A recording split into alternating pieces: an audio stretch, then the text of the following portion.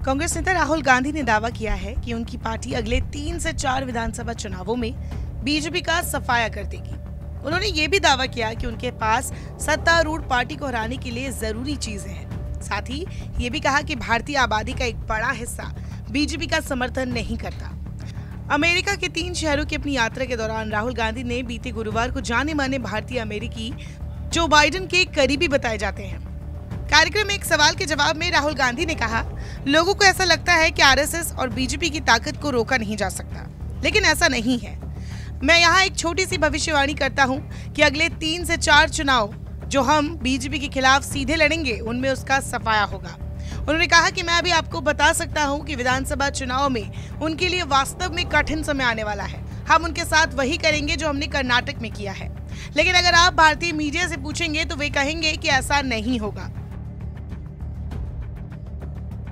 बता दें, कर्नाटक में 10 मई को हुए विधानसभा चुनावों में कांग्रेस ने बहुमत हासिल कर बीजेपी को सत्ता से बाहर कर दिया था।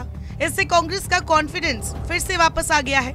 राहुल गांधी ने भारतीय अमेरिकियों के आमंत्रित समूह, थिंक टैंक समुदाय के सदस्यों और सांसदों से कहा कि भारतीय मीडिया वर्तमान में वो दिखा रहा है जो पूरी तरह से बीजेपी के पक्ष में है।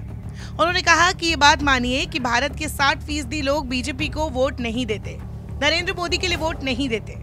आपको ये याद रखना है। राहुल ने आगे कहा कि बीजेपी के हाथ में शोर मचाने के साधन है, इसलिए वे चिल्ला सकते हैं, वे चीजों को तोड़ मरोड़ सकते हैं और वे ये काम बेहद अच्छे तरीके से करते हैं। हालांकि उनके पास समर्थन करने वाली भारतीय आबादी का विशाल बहुमत नहीं है। राहुल ने एक सवाल के जवाब में कहा कि उन्हें यकीन है कि कांग्रेस बीजेपी को मात दे पाएगी। नेशनल प्रेस क्लब में बीते 1 जून को मीडिया के साथ बातचीत में राहुल गांधी ने कहा कि देश में गुप्त तरीके से ऐसा माहौल बन रहा है जो अगले आम चुनावों में लोगों को हैरत में डाल देगा। इस साल के अंत में 5 राज्यों मध्य प्रदेश, छत्तीसगढ़, राजस्थान, तेलंगाना और मिजोरम में विधानसभा चुनाव होंगे जो 2024 में होने वाले महत्वपूर्ण आम चुनाव के लिए आधार तैयार करेंगे। कांग्रेस पार्टी के पूर्व अध्यक्ष ने कहा कि लोकतांत्रिक ढांचे का पुनर्निर्माण आसान नहीं होगा, ये मुश्किल होगा, इसमें समय लगने वाला है, लेकिन हम पूरी तरह से आश्वस्त हैं कि बीजेपी को हराने के लिए हमारे पास बुनियादी चीजें हैं। एनपीसी में पूछे गए एक और सवाल के जवाब में राहुल ने कहा कि भारत में विपक्षी अच्छी तरह एकजुट है। उन्होंने कहा कि मुझे लगता है कि ये और भी एकजुट होता जा रहा है। हम सभी विपक्षी दलों के साथ बातचीत कर रहे हैं।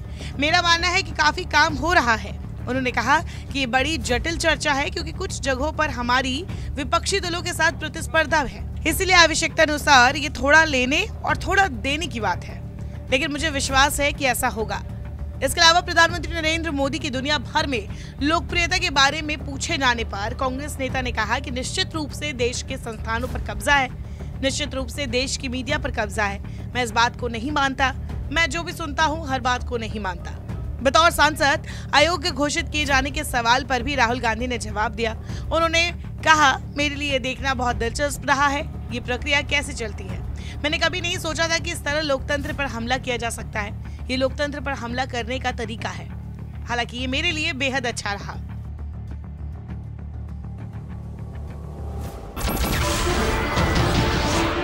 नमस्कार, मैं हूं मानक गुप्ता। अगर आपको हमारा ये वीडियो पसंद आया हो तो इसे लाइक और शेयर जरूर करें, और हाँ, हमें सब्सक्राइब और फॉलो करना ना भूलें ताकि आप देश और दुनिया की कोई खबर मिस ना करें। तो जुड़े रहिए हमारे साथ और देखते रहिए News 24।